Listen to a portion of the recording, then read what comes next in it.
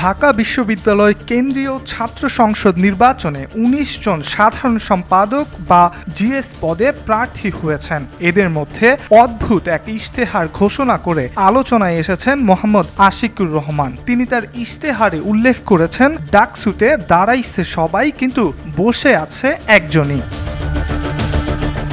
আশিকুর ইংরেজি বিভাগের ২২-২৩ সেশনের শিক্ষার্থী। তিনি ডাকসুতে সাধারণ সম্পাদক পদে নির্বাচনের জন্য মনোনয়ন জমা দিয়েছেন। তিনি তার ইশতেহারে ক্লাসে উপস্থিতির নম্বর শিথিল করবেন বলে উল্লেখ করেছেন। তিনি বলেন, কেন আমাকে ওই ৫ মার্কের জন্য ঘন্টার পর ঘন্টা বস্তা পচা লেকচার শোনা লাগবে? এর থেকে ক্লাস না করে ভালো রেজাল্ট করা যায়। তিনি আরও লিখেছেন, মেইন ফোকাস হলো ঢাবির যে রিসোর্স আর ইনফ্রাস্ট্রাকচার আছে সেটা কিভাবে ফুল পটেনশিয়ালে ইউটিলাইজ করা যায় সেটা নিয়ে।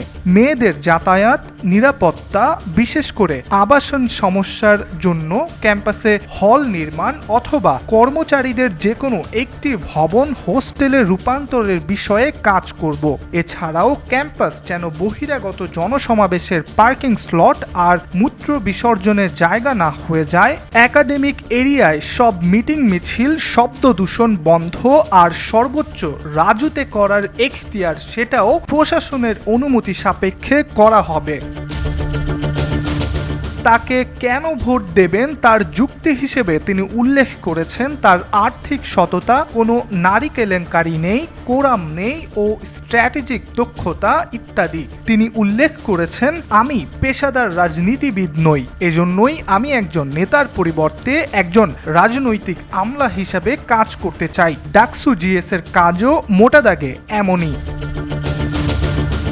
আশিকুর রহমানের এমন পোস্ট নিয়ে আলোচনা সমালোচনা চলছে সামাজিক যোগাযোগ মাধ্যমে। বিশেষ করে সিগারেট মুখে দিয়ে ছবি পোস্ট করে প্রচারণার এই ধরন অনেকেই সহজে নিলেও কেউ কেউ সহজভাবে নিচ্ছেন না।